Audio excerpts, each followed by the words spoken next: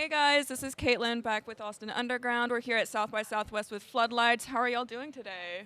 Yeah, doing good. Nice to be here. Yeah, how's South by been treating y'all? Yeah, it's been really fun so far.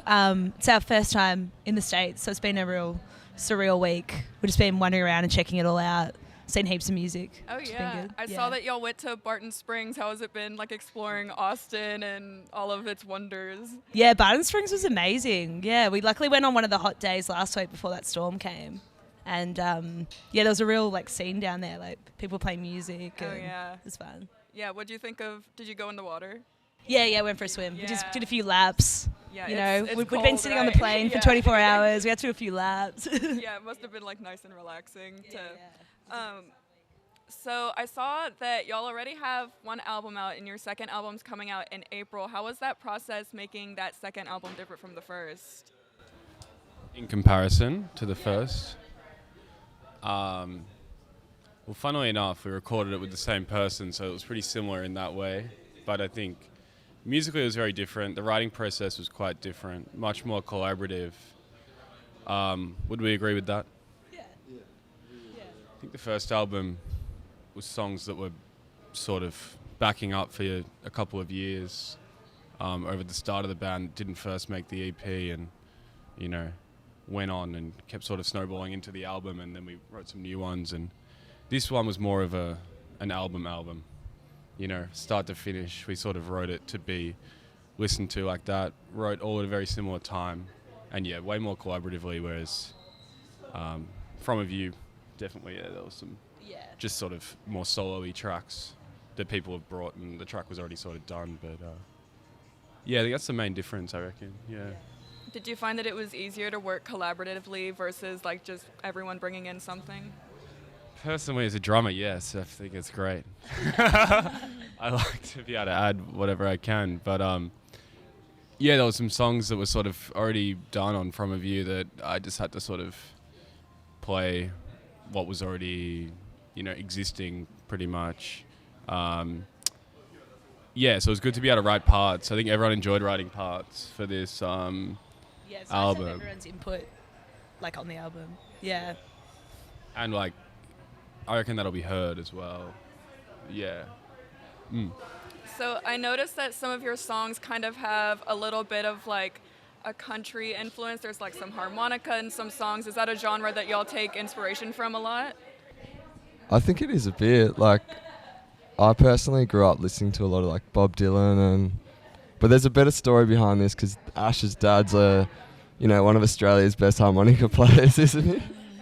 I think you tell the story. It's pretty good. Oh, yeah. My dad plays harmonica and always has, like, growing up would go watch him play.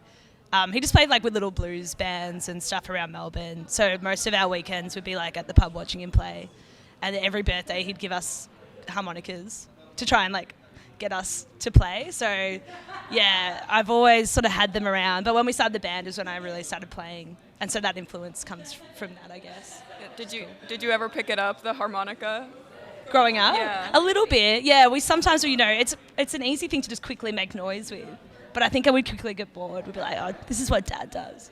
But it became more fun in the band context, and I feel like it works well with the sort of music we play. So it's been fun to do that. Oh yeah, I agree. I think it fits perfectly with y'all's sound and everything. And so I noticed your first song came out in 2019, and then your album came out in 2020. How is it seeing like your fans grow over the pandemic and now seeing them in person? It's been really interesting. Like, it was so funny, sort of being in a cocoon for almost 2 years with COVID, and then coming out the other side, and obviously started to play bigger and bigger shows compared to what we'd been doing before. So, it was like almost like being in this little vortex where we wrote another album and now, coming out and like, coming over here for the first time and, just having new experiences has been pretty amazing. So, some more fun questions. Where would y'all be? Oh, I think blue. I think we started off orange and we've slowly made our way to a blue, a bit more theatrical and dramatic these days. Yeah. I think that's what we're going for. A shade of blue. You think navy? Navy. Maybe Aquamarine. It's pretty bright. Aquamarine, let's go with that. Yeah, we've got. Oh yeah.